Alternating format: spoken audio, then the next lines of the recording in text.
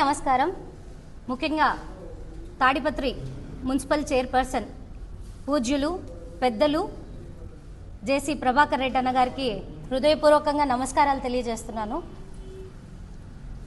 నిన్నటి రోజున జేసీ ప్రభాకర్ రెడ్డి అన్న గారు మన వైఎస్ఆర్సీపీ జిల్లా అధ్యక్షులైనటువంటి అనంత వెంకటరామరెడ్డి గారి పైన చేసినటువంటి విమర్శలు మనం చూస్తే ముఖ్యంగా రాజకీయాల్లో ప్రశంసలు విమర్శలు అన్నది సర్వసాధారణమైన విషయం అయినప్పటికీ కూడా ప్రతిపక్షానికి స్వపక్షానికి ఉన్నటువంటి తేడాని, ప్రతిపక్షంలో ఉన్నప్పుడు ప్రజల సమస్యలు ఏవైతే ఉన్నాయో అది ఖచ్చితంగా ప్రభుత్వానికి తెలియజేసే పద్ధతి ఏ రకంగా ఉంటుందో ఒకసారి మనం చూస్తే మన జిల్లా అధ్యక్షులైనటువంటి అనంత వెంకటరామరెడ్డి గారు మొదటి నుంచి కూడా చాలా సౌమ్యులు.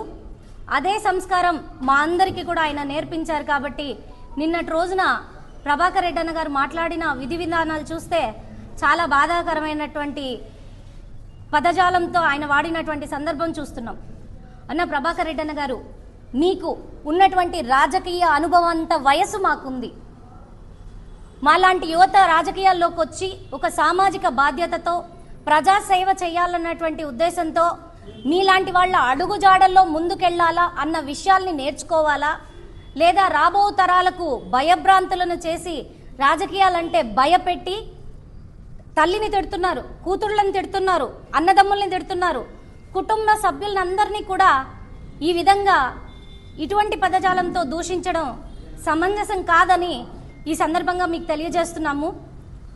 ముఖ్యంగా చెప్పాలంటే అనంతపూర్ నగరంలో మున్సిపల్ చరిత్రలోనే ఎప్పుడూ లేనటువంటి విధంగా 1045 కోట్ల రూపాయలతో అభివృద్ధి కార్యక్రమాలు చేసింది నిజం.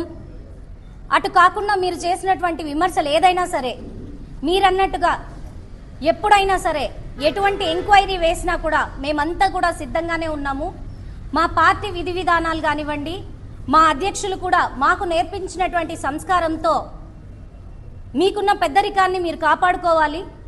ప్రజాస్వామ్యంలో ప్రతిపక్షంగా ప్రజల పక్షాన నిలబడి వారి సమస్యలు ఖచ్చితంగా ప్రభుత్వ వైఫల్యాలను చెప్పాల్సిన బాధ్యత ఉంది. కాబట్టి ఆ సరైన బాధ్యతను ఏ రకంగా నిర్వర్తిస్తుంటే ఈ విధంగా దూషించడం, ఆత్మ విమర్శలు చేయడం ఎంతవరకు సమంజసమని మీరు కూడా ఒకసారి ఆత్మ విమర్శ చేసుకోవాలి. మరీ ముఖ్యంగా గెలిపోటముల గురించి కూడా మాట్లాడారు. గెలిపోటములు అన్నవి రాజకీయాల్లో సర్వసాధారణమైనప్పటికీ కూడా ప్రజల నిర్ణయాన్ని గౌరవిస్తూ ఎవరి బాధ్యతను వారు పూర్తి స్థాయిలో నిర్వర్తించాల్సిన అవసరం ఉంది. ఈ విధంగా ప్రత్యేకంగా కూడా మీరు పర్సనలైజ్ చేసి మాట్లాడడం కరెక్ట్ కాదన్నా.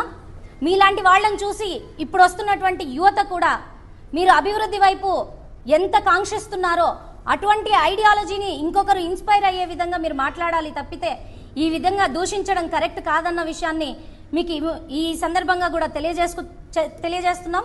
మరీ ముఖ్యంగా అనంతపూర్లో కూడా ఎప్పుడు కూడా అనంత వెంకటరామరెడ్డి గారి సారథ్యంలో శాంతి భద్రతలు కాపాడే విధంగా జిల్లా హెడ్ క్వార్టర్ అయినటువంటి అనంతపురం జిల్లాలో ఎప్పుడు కూడా సామరస్య రాజకీయాలే జరిగినాయన్న విషయాన్ని కూడా నేను ఈ సందర్భంగా గుర్తు చేస్తున్నాను. కాబట్టి ఇక్కడున్న రాజకీయ సామరస్యాన్ని మీరు కూడా గమనించాలి. ఈ సామరస్యాన్ని మీరు ఇంకో విధంగా డైవర్ట్ చేయడానికి, తాడపత్రి లాగా అనంతపూర్ని మార్చడానికో లేకపోతే ఇంకో విధానికి మీరు తీసుకెళ్ళకండి. దయచేసి అందరికీ కూడా ఒక పారదర్శక పాలన అందించినటువంటి ప్రజాప్రతినిధిగా ఆయన చేస్తున్నటువంటి ప్రభుత్వానికి చేస్తున్నటువంటి ఏ విషయాన్ని, ఏ విన్నపాన్నైనా కూడా ఆయన విధి విధానాల్ని కూడా మీరు ఒక్కసారి గమనించాల్సిన అవసరం ఉంది. ఎప్పుడు కూడా సెల్ఫ్ డిఫెన్స్ విషయాల్లో కానివ్వండి, తర్వాత నెక్స్ట్ ఆయన చేసినటువంటి కార్యక్రమాల్లో కానివ్వండి, ఇతరులను నొప్పించకుండా సమస్యను తెలియజేసే ఆయన వ్యక్తిత్వాన్ని గౌరవిస్తూ ఆయన నేర్పించినటువంటి సభ్యతలో మీకు ఖచ్చితంగా ఈ సందర్భంగా మా జిల్లా అధ్యక్షులకి మీరు మాట్లాడినటువంటి పదాలని వెనక్కి తీసుకోవాలి. తప్పకుండా కూడా మీరు ఆ విషయాన్ని ఖచ్చితంగా మీరు తెలియజేయాలి. అనంత వెంకటరామరెడ్డి గారికి క్షమాపణలు కూడా చెప్పాలని ఈ సందర్భంగా మిమ్మల్ని